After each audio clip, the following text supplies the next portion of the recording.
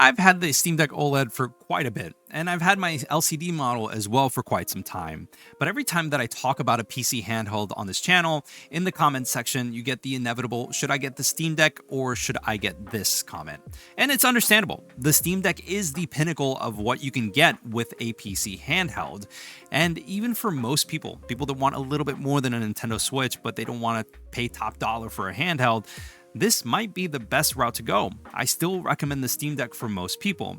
And this isn't really because the Steam Deck is the most powerful or because the Steam Deck is the most versatile. It's just that when it comes to the Steam Deck, there's an ease of use factor. There's kind of this low barrier to entry, but a high skill ceiling, so to speak.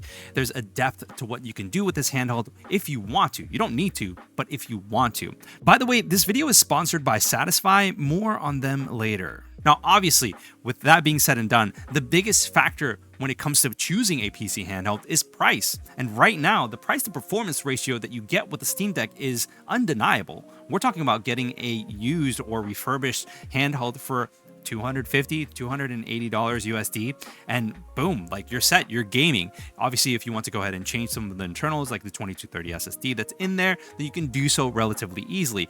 But regardless of the fact, there just isn't anything else that's out there, especially when you're comparing to other PC handhelds that are out there that are $600, $700, $800. Now, I do know that you can get a regular Z1 ROG Ally for a similar price point if you find it on sale over at Best Buy. But obviously, this is dependent on whether or not you can find it. Regardless, you're still going to be dealing with some of that Windows jank that you get with the ROG Ally, but it really is a tit for tat situation. And for most casual users, I do recommend the Steam Deck over the ROG Ally simply because it's easier to use, easier to understand. And if you want to go into the Linux backend, then you can do so relatively easily. But even still, there's a large community of users that are there to help each other out in case there are any issues. Now, with the fact that the price is less than some of the other competition that's out there, that means that you're going to have a little bit more money to spend on games. Obviously, Steam has plenty of Steam sales that are out there. You can buy games relatively inexpensively, and if you want to, you can buy them from third-party sellers. I'm talking about Green Man Gaming, Fanatical, Humble Games. I mean, there's so many options that are out there that you can find whatever games that you want to play at a relatively low price. I do want to go ahead and mention that because there is all of these Steam sales and everything like that, the library that's there on Steam is extensive. We're talking about playing games that came out decades ago, and you can buy them for so cheap that it doesn't even matter. I mean, you can just play them and be fine. Now, obviously, not everything is going to be compatible with the Steam Deck. Some games were built with just keyboard and mouse input into account, but there are some workarounds that you can go ahead and do with that, and the trackpads that are there are, well, they work just fine if you need to use them for some older legacy titles. I do want to go ahead and say that there are some instances where you are going to have to change the Proton in order to get a game to run properly, because, I mean, sometimes games just don't work with the specific Proton that's there. But regardless, if you want to go ahead and jump into a game, most of the time, especially with modern titles, you don't even have to think about it, you don't even have to worry about it. Now, the ergonomics on the Steam Deck honestly are the best ergonomics that I've experienced on any handheld. Me personally, the Legion Go is a little bit too heavy, it's a little bit too bulky, and there's this rough edge on the side of the Joy-Con-like controllers that just feels uncomfortable and cuts into my palm. The ROG Ally was a little bit too small. The ROG Ally X has no space for my pinkies, and I talked about that on my impressions video. The Steam Deck just feels like this perfect design when it comes to the handheld itself. It isn't too big, it isn't too bulky, and it isn't too thick. And on top of that, it feels like it's perfectly balanced in terms of weight distribution on the handheld itself. There really just isn't anything to complain about when it comes to the ergonomics of the Steam Deck or the Steam Deck OLED. Now, battery life is kind of this tricky situation because when the PC handheld space started really booming after the Steam Deck, it was expected that you were going to get an hour, maybe an hour and a half at most in playing AAA titles. And even in some instances, it was less than that. If you were playing a 2D title like Hollow Knight or Blasphemous or something like that, you're going to be getting more akin towards that 4-ish, maybe 5-ish hour. But with the Steam Deck OLED, battery life has been improved. And because of that efficiency of that 6nm chip that's in there, guys, I mean, things just run beautifully. I would expect anywhere between 2.5, maybe 3 hours for AAA titles. And depending on the games that are there, I mean, you could push it to 6, maybe even 7 hours. And because of the low wattage performance of the APU that's there, I mean, guys, I mean, you can toss down that TDP and not have to worry about anything with some titles. Obviously, this is all dependent on the experience that you want to have, but it really is dependent on what games you're playing, how much power you want to go ahead and consume, and you can push that lifespan so far. Now, I hinted at this earlier, but the ease of use of SteamOS just makes it so easy for newcomers to come onto the platform and start gaming. I could hand this to my son, and he could go ahead and start playing and not have to be confused about what is Windows, what am I doing with this and that, and not have to worry about things. Now, obviously, my son, if you know me, and you know me personally, or you've been following me online, he is into coding 110%, so he understands more about Windows than the average 8-year-old, but at the end of the day, it really just depends on who you're going to be giving this handheld to. But the beauty of that ease of use is that you can give it to anyone and they'll understand what it is that they need to do in order to play the games. They hit A on the game that's there, they hit A on play, and boom, they're going to be playing the game. There is no confusion of, well, there's Windows bloat that's happening. What's this pop-up that's coming up? I don't understand what's going on. And all of this culminates to an almost console-like experience, which means that newcomers to the PC space will have an easier time playing the games that they want to play. So it's a nice workaround. Now, I will say that most people in today's day and age, they do know how to use Windows for the most part. It's more of that confusion factor that's there in terms of giving it to somebody that knows nothing about this Armory Crate or the Legion Go proprietary software or the MSI Center that's there. They just don't know anything about it. So kind of like figuring out how to work things in their front end is a whole other explanation and a whole other thing that's there. But the Steam Deck in terms of SteamOS is just easy to use, it's understandable, and you don't really have to worry about anything. There isn't any sort of pop-up windows that are coming up telling you to back up your OneDrive or whatever it may be, so it just makes the experience much better. The sleep to wake functionality on the Steam Deck is unparalleled. You can literally just turn it off and turn it back on wherever it is that you're gaming or whatever it is that you're doing. Obviously, if you're playing an online multiplayer like Helldivers 2, you're going to be kicked off the server, obviously, because you're AFK.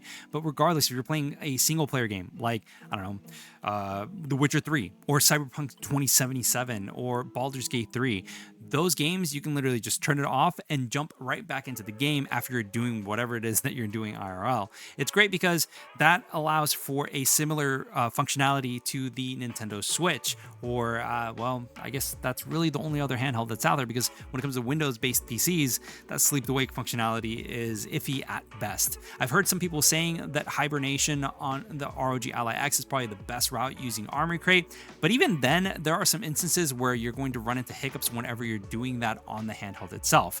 When it comes to the Steam Deck OLED and the Steam Deck LCD, it just works right out of the box and it's awesome. EmuDeck. Guys, if you're into retro gaming, you know about EmuDeck. You know how great things run with the EmuDeck. And to be honest with you, the Steam Deck is the best bang for your buck emulation handheld that's there. I mean, guys, you can push so much onto the Steam Deck, and there's so many things that just run natively on there that you really have nothing to worry about. Yes, you can attach retro achievements to whatever it is that you're going on. And Emulation Station just runs beautifully on this handheld. Obviously, there's different ways that you can configure things, and there's different ways that you can set things up to run through your Steam library. But at the end of the day, EmuDeck is just so good and everything just runs as it should that you honestly have nothing really to complain about. It's why I'm a patron there. It's so, I mean, it's worth supporting, obviously, but it's such an easy to use emulation solution that if you have a Steam Deck and you aren't using EmuDeck, what are you doing? Like, install it, dude. Like, what are you doing? Seriously. Now, something that a lot of people don't think about when it comes to the PC space is that playing online is free. Now, if you're playing on PlayStation, Xbox, or Nintendo Switch, there is some form of online subscription thing that you have to sign up for. And if you're paying 60 or 70 or whatever many dollars you're going to be paying for on a yearly basis, eventually it'll stack up, especially through the lifespan of that console. So let's say a console's lifespan is 5 years on average, and you're going to be paying $60 a year. That's not hard math. That's $300. So that $400 or $500 console that you bought almost doubled in price through the lifespan of that console, just so that you can play online. On PC, that's not anything that you have to worry about. The same goes for the Steam Deck. You just connect to Wi-Fi, and you can play online without having to worry about anything, and boom, you're set and ready to go. Obviously, there are some caveats to some of the games that you can play, but I'll talk about that later on in the video. It's also worth mentioning that there's cloud backup. So that data that you have on the game, if you're playing on a PC, You can go ahead and, save the game, close it, whatever, and everything will back up online. And then you can automatically download that on your Steam Deck so you can keep on playing the game that you were playing on PC on your Steam Deck and not have to worry about it. If you're within the same network, you can stream games from your PC onto your Steam Deck, and that will significantly reduce the battery consumption that's there. I think I got around 8 hours when I was streaming games from my PC onto my Steam Deck. So again, this really depends on what it is that you're going to be doing with this handheld, but having that data backup in the cloud just makes it so convenient to be able to jump from one PC to a PC handheld to another PC without having to worry about anything as long as you're logged in.